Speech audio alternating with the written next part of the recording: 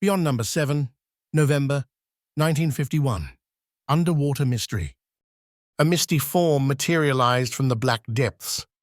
The form was a little below him, was walking, drifting slowly towards him as it ascended.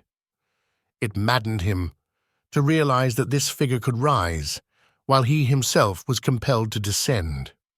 The figure came closer, arms outstretched, tortured face twisted into convulsive lines of stark horror. It was a man. Marchant remembered the stolid, square face of the German who had hurried by when he had been struggling with the huge body of Zrínyi. The German gazed at him dully, drifted past. He saw that the man's eyes were closing with a seeming finality, only the upraised, imploring arms apparently having life. The heavy boots of the German drifted past his head. The figure disappeared. "Lorna! Lorna, dearest, where are you? I will come to you if you will let me know where you are." He had stopped descending at last. He was resting on what apparently was the bottom of the abysmal profundity. Black, reeking mire sucked at his feet, made his leaden steps even more difficult, slower. Other figures wandered dimly around him on the filthy, steaming bottom. They were groping, searching. "Lorna! Lorna! Where are—" He saw her. She seemed miles away, her vague figure merging distantly with the black mists. Yet he could see her face, a white blotch that drifted closer and closer. Sluggishly, with maddening deliberation, his feet carried him towards her. He could see another figure, a huge, distorted figure bearing down upon the girl from above. It was Zrínyi. The hideous man was nearing the girl, descending upon her with greater speed than Marchant could summon into his lagging legs. Lorna held out her arms, her terrified eyes beseeching him to hurry, even as she endeavored to move to him. He cursed his deadened legs and their maddening, sluggish motions, tried to run, and found that he could move no faster. "Lorna! Lorna, darling, run to me! Beloved, there is someone trying to come near you, from above. Look above you."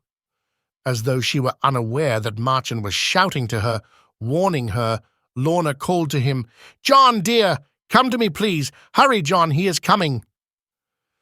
Marchant felt the uncanny throb of her voice in his brain. He knew that he had not heard Lorna call. Something in his mind had telegraphed him she was pleading with him. "Lorna, darling, I'm coming as fast as I can." But he knew he could not hope to reach her before the black, sinister form of Zrínyi would descend upon her. Even as he watched, the hulking man reached out, his huge arms encircling Lorna's waist, pulling her to him. The diabolical face was twisted in a terrible expression as it pressed near Lorna's white one.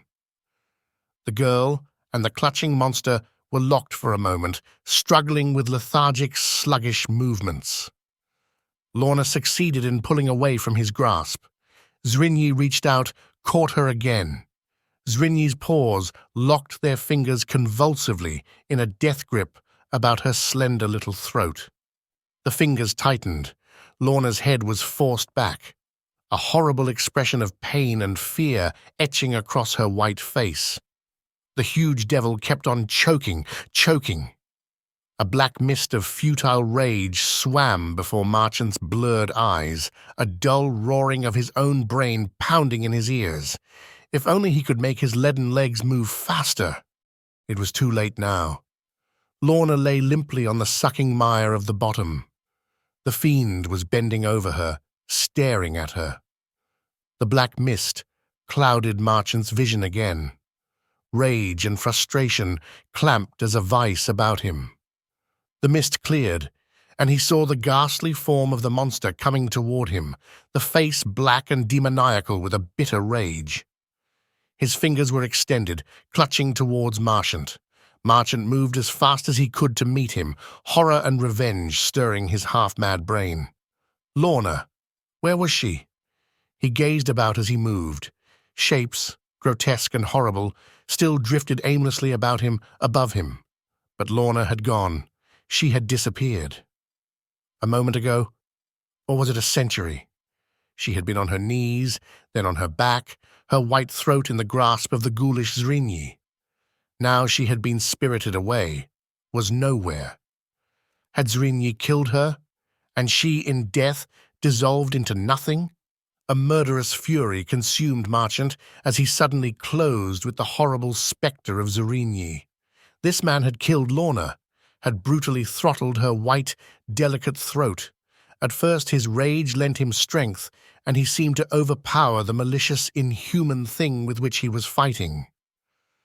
But Zrinyi's maniacal force soon wore him down. He was suddenly fighting a hopeless, losing battle for what remained of his life. He felt himself, still struggling weakly, sink into the slimy mire at his feet. Gasping, he tore feebly at the hands about his windpipe, tried to loosen them. The fingers remained incredibly firm, with a grip of a madman. Then, blackness slowly stole over him. He felt his body relax, go limp as his back sogged into the mire. "Lorna! Lorna! Darling, I'm dying! I will be with you, beloved!" He lay perfectly still. He was vaguely aware that there were no hands about his throat. He seemed to be floating through time and space.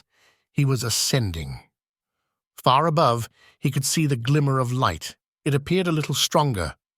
If he were dead and drifting toward Elysium, then he would soon be with Lorna. His head and lungs were suddenly splitting, as though they had been a long time deprived of air. He could drag no air into his searing body. His eyes opened, became accustomed to the light. The first thing he saw was the beloved face of Lorna. He gasped her name, heard her murmur his. Her features were contracted at first in fear, but as he moved, she broke into a tired, relieved smile, pressed her wet face against his, sobbed, "John, John, thank heaven." A man's heavy, uniformed body was crawling off Marchant's aching chest and stomach. The man, he realized, was a member of the Arcadia's crew and had been working over him, restoring life-giving air into his lungs by means of artificial respiration. "You're okay now, buddy," the sailor muttered. "And you're lucky." Marchant looked about him. He was in one of the large lifeboats of the Arcadia. There were 6 or 7 seamen in the boat. The others, some 15 or so, were like himself and Lorna, passengers on the Arcadia. They were huddling together under blankets, trying to warm their wet, chilled bodies. The sailors were pulling at long oars, weaving the boat in and out of the debris and wreckage which floated about on the surface of the oily water.